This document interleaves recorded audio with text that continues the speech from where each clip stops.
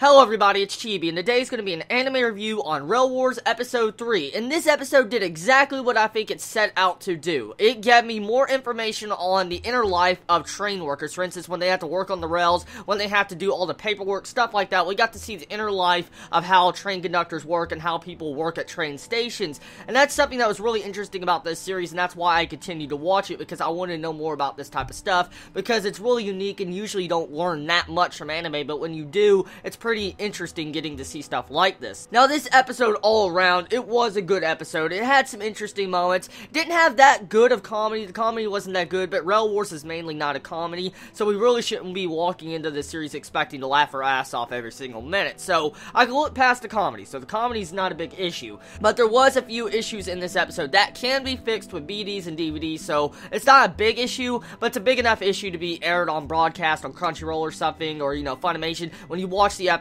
you'll definitely notice it, and you'll be like, oh my god.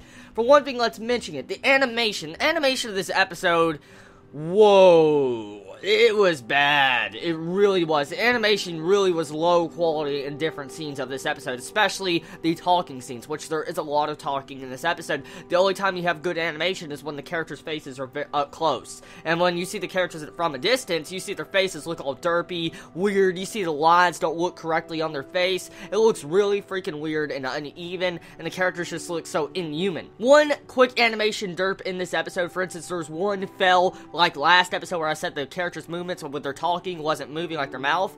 Well, in this episode, we get another animation fail just like that at the bench scene. Right when the bench scene starts, when you see them sitting down, the girl that's talking, you don't see her mouth move when she is talking. And so right there, you have a little bit of an animation fail, which is kind of bad how they're having animation fails one after another. It's not a big issue, but these issues do pile up. It does pile up, but it doesn't overall take the, I guess, enjoyment value out of this series. The animation doesn't. I could look past animation. I just want to point those out if anyone did not notice it.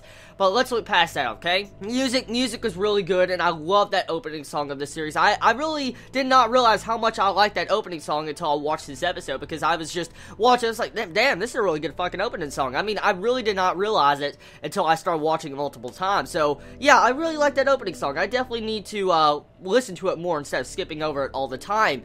Now, overall, we get a little bit of character development with the different individual characters, but not enough to really say that they're really interesting at the moment. Takayama, he's a cool character so far, but at the end of this episode, I can't help but feel like, why the fuck did they not call the police? You have this girl kidnapped by illegal drug dealers, but for some reason, Takayama and his crew do not call in the police force or FBI or SWAT team or something to go hunt down this girl, because clearly, she was kidnapped in this episode. They had an audio file and everything, and I was thinking, like, why are you not calling the police if someone was fucking kidnapped? It was easy to tell that, so that's something that kind of bugs me a little bit, the logic there. I mean, seriously, they're going up against fucking illegal drug dealers, okay? And illegal drug dealers usually have guns, and so they're lucky that they only had freaking bats instead of, like, guns. So, just one thing I want to point out, that's the only thing really in this episode I actually complain about. Honestly, that's the only thing I really can complain about besides the animation, because it just felt really dumb to me how they did not call the police force to help them out. Even though they are supposed to do some form of jobs like that, it felt like that was a rather dangerous job to leave it in their hands, and it should have been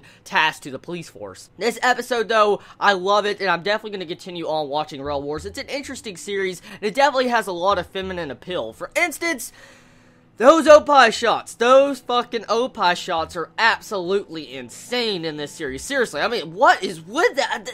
The animation of this series is going into those opies and that freaking ass shots. I just gonna be honest, okay?